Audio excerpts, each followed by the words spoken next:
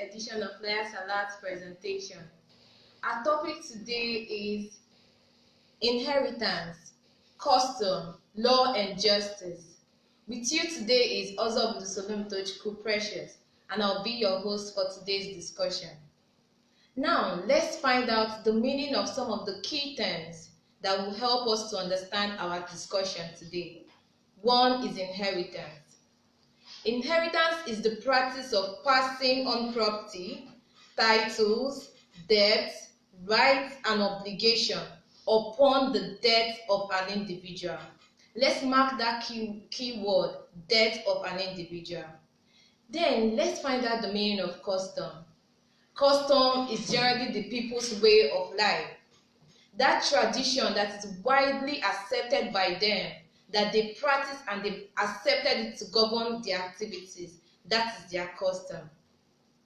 And we know that in Nigeria we have different legal systems.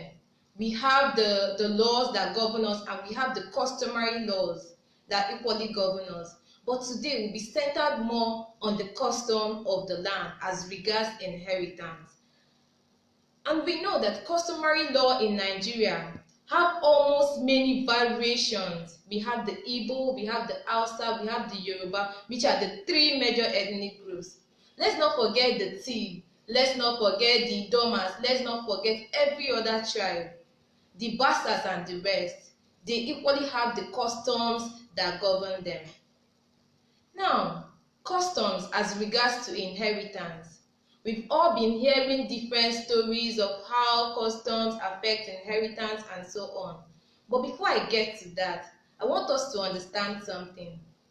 Inheritance can be by way of will, or when somebody dies without making a will. That is called testacy and intestacy. A custom is more peculiar to death in will intestacy. That's when there is no will. When the custom of the land has to govern how the properties of a deceased will be shared among his relatives, specifically his children and his wives.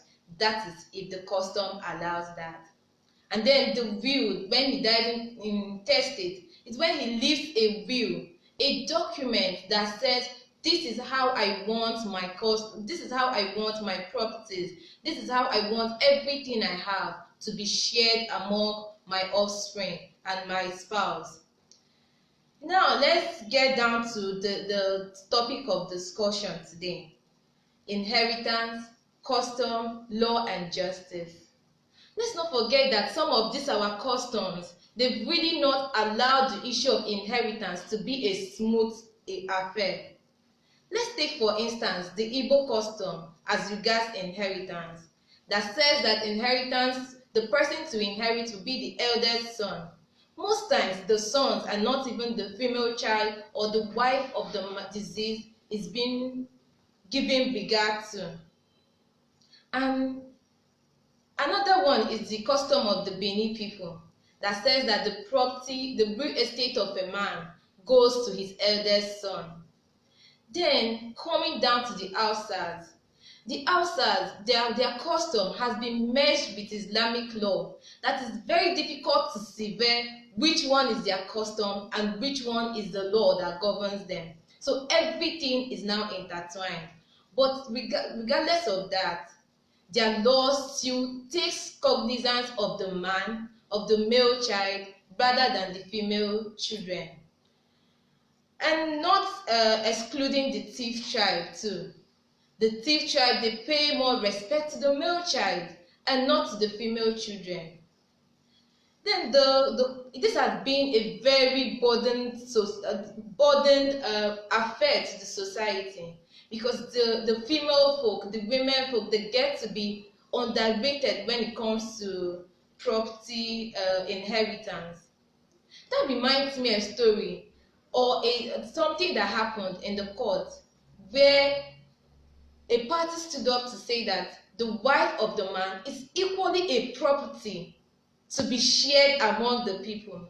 It would be funny to hear that, but yes, they believe that there are some customs that believe that the wife herself is equally a property that belongs to the man, that will be shared among the relatives of the man, especially when she has no issue or when she has no male child. And this is very saddening, and it has really affected our society very well. Then another striking question is, which custom will apply when someone dies without leaving a will? Is it the custom of the place where the person stayed, or the custom of the place where the person is from? For instance, an Igbo man that stays in Yoruba land, which custom will apply when he's dead? How will his property be shared? Should the court over time have reached a decision that the custom of a man moves with him?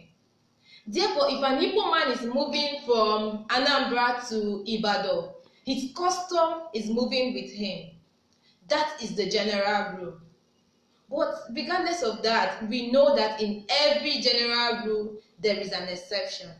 And the only exception to this is if the man in question has accepted the traditions and custom of the Yoruba people to be his own.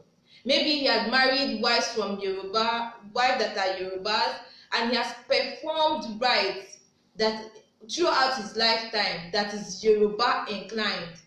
Therefore, in a way, he has assimilated the Yoruba custom or the Yoruba culture as his. Therefore, when he dies, the Yoruba custom will apply rather than the Igbo custom. This is the only exception to customary law practice. And let's forget, as regards custom, marriage under the Act excludes one's property to be divided in the customary way. Yes, it brings it down to the laws of the land that provides as to how properties will be shared. Another question is, what will be the mode of distribution? In Yoruba, they have two popular modes of distribution, which is Idigi and Ori Ojori. Idigi is per tribe, that is per wife. If a man has 4 wives, if he dies, his property will be shared according to the number of wives he has, not according to his children. That is the practice, that is the Idigi's practice. Another is the Ori Ojori, which is per head. Sorry, so I've not confused us. Idigi is per child. Idigi per tribe means per child, while Ori Ojori is per head, like according to the number of wives the man has. And with time, the court in the case of Daudu and Damole has said that the Idigi is more acceptable. Why? Because it gives every child the opportunity to have equal property as regards his father's property. It gives every child equal inheritance. While the Ori Ojori, let's imagine where a man is married to 4 wives, and out of these 4 wives, one has 7 children, the other has just a child, the other one has no child, and then the last one has like 2 children. Let's see it from this angle. And then the property is shared according to the number of wives that this man has. You will see that the woman with 7 children, those children, their assets or what they inherit from their father is limited. That is why the court, in its wisdom, after applying the repugnancy test, decided that sharing the property per child is preferable to sharing it per head, that is per spouse of the deceased man. Then the Benin culture is Igi Oge, where the eldest son inherits the man's property, and when the eldest son dies, it evolves to the next son. That means that this eldest son is holding this property in trust for the other children of the man. That means he's more like a caretaker, taking care of this property for the other children of the deceased man. Then down to the Igbos. The Igbos believe that property development goes to the son. I've already said that before. And most especially the Obi. The Obi of a man goes to his eldest son. The law of Nigeria, our legal system, does not totally remove our culture. There's this recognizance that is given to our culture. And that is why every custom must pass through the repugnancy test. After being tested, it can now stand as a custom to decide on what will be done and what won't be done. And in this regard, in so many ways, the Lord have seen in its wisdom that there's nothing wrong in the eldest son inheriting the Obi. But there becomes something wrong when the female child of that same man is not allowed to inherit anything. That is the most important thing about the mode of distribution. Then let's look at what qualifies you to be able to inherit a man's property. Most importantly is the bloodline. If you're from the deceased man's bloodline, then you're entitled to inherit from his property.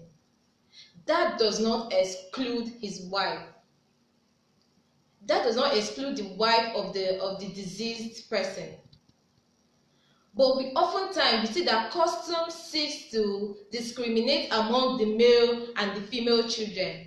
They believe that if a female child is allowed to inherit from his father's property, and her husband too inherits from his own father's property, then there's double inheritance. But that shouldn't be seen that way. Since in our society now, the man and the woman put heads together to make the family run smoothly. Therefore, nothing stops a woman from inheriting. Another problem is where they see that a woman should not inherit landed properties, because they believe that she has gone to her husband's land and therefore she shouldn't inherit landed properties from her father's house. But that is not true. Our society is evolving with time. Somebody that stays in Anambra can move to Benue in no distant time. So nothing stops a woman who is married to own landed properties in her father's side. It does not stop anything. It does not even defile any law of custom or anything. So there's need for us to look into our custom, and there's need for us to look into everything. Lack of fairness is a common feature of most of our customary law regime. Most of our customary laws, they are not fair, because they've seen the woman as an object rather than a subject, and therefore they treat the woman any way they want, and they feel the woman should deal with it and stay in her husband's house. In the wisdom of the court, in the case of Okeje and Okeje, the court has decided in its wisdom that a woman can inherit properties. Yes, a woman can inherit properties, not just properties, landed properties inclusive. And following suit, equally in the case of Anekwe and Mweke, the Supreme Court equally adopted that decision that a woman should be allowed to inherit properties. Let's now look at some of the effects of all this disharmony that inheritance causes. One, it leads the wife and the children of this disease to be, most times they are sent packing from their homes. They are sent into the street by some uncles that feel she killed my brother, she did this one, so she shouldn't even stay in our land again. Let's send her forth. And then you're sending this woman and her children to the society. And in the long run, some of these children will end up being a menace to the society. They end up joining one bad society or the other. And they turn out to be something that our society won't be proud of. So there is need for us to look into this, because it is something that has eaten deep in our lives. Another thing is subject them to hardship. We already know they have to feed from hand to mouth. because they will struggle for their daily bread as the day goes by. Unlike us that even today we know what tomorrow brings us, we know that we have food to eat tomorrow. But these people that go through all this hardship, they don't see these things come by to them. So there's a need for us to look into our custom. And this is a wake-up call to every woman. You can stand on your rights. You have the right to inherit property. So whenever you feel that your right is being denied from you, approach the court. Let justice be addressed. Seek for justice, because it's more justiciable when you get that which is due to you. Don't allow the society to push you out. Don't allow the man's family to push you out.